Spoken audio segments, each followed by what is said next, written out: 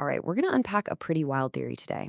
It claims that a single U.S. action in Venezuela, well, that it was actually the first shot in a secret war for control of the entire global system.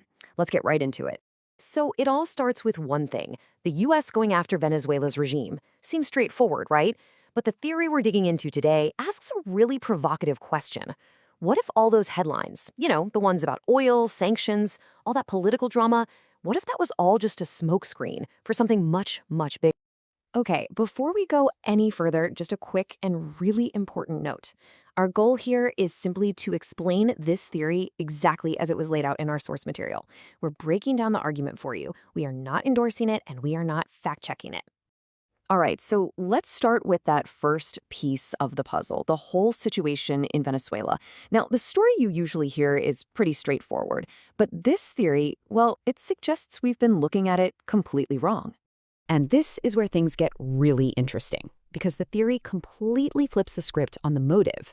The common view is pretty simple. The U.S. wants Venezuela's oil for itself. But according to this theory, nope, it's not about the U.S. getting oil. It's about making sure China doesn't get it. It's about starving a major competitor of its energy supply.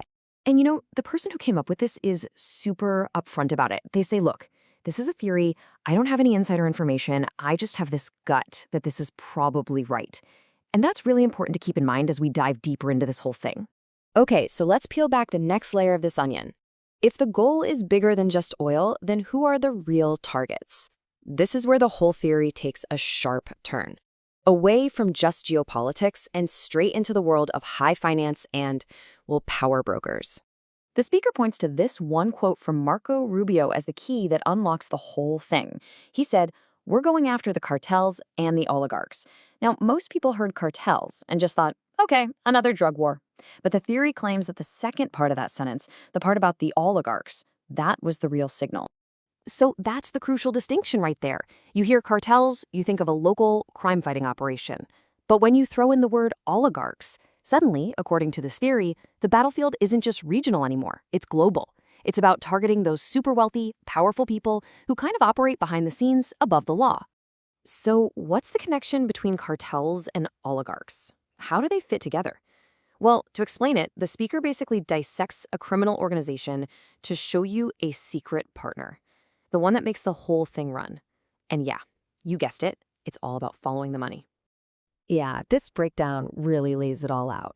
Every big cartel, right? It's got the boss, the workers, the muscle, and of course, the corrupt officials on the payroll. That's all pretty standard stuff.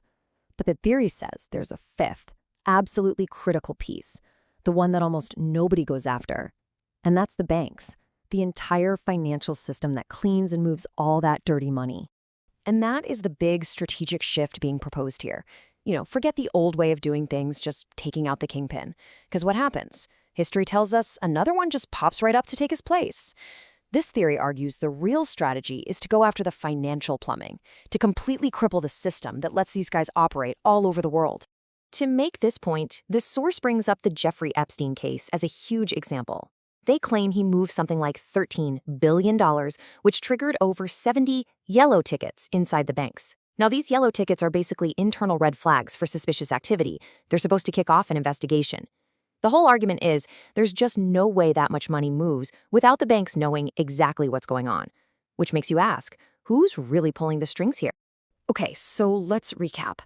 We've gone from Venezuela to cartels, and from cartels to the global banking system. Now, get ready because this is where the theory zooms way out. It proposes that all these moves are just one small part of a massive hidden war between three competing ideas for how the entire world should be run. The basic idea is this. The old system, the way the world has been running, is broken. It's falling apart. And in that power vacuum, the speaker says three very different groups have stepped up, and they're all fighting to install their own version of a new world order. And here they are, the three competing teams. First up, you've got what the speaker calls the Axis. Think China, Russia, Iran. Their goal, a world run by authoritarian top-down control. Then, in the second corner, you have the Great Reset faction. This is your World Economic Forum, your global banks, your oligarchs. Their vision is supposedly a kind of global governance run by corporations, not countries. And finally, the third option is the America First model, which the source links to Donald Trump. This is all about national sovereignty and bucking the other two systems. So this is really important. When the speaker uses the term global regime change, they are not talking about toppling the government in Venezuela. Not at all. They mean something way bigger, a full-on attempt to overthrow the entire global financial and political system, the one they tied to the WEF, the central banks, and that whole Great Reset idea. Okay, we're coming to the end of the argument now. This is where the source tries to tie all these different threads together with a few final points, and importantly, they're very clear that this part is pure conjecture. So here are the last few dots they try to connect. First, there's the speculation that all this cartel money gets funneled through the London banking system and ends up in offshore accounts, like in the Cayman Islands. Then they point to a guy named Mark Carney.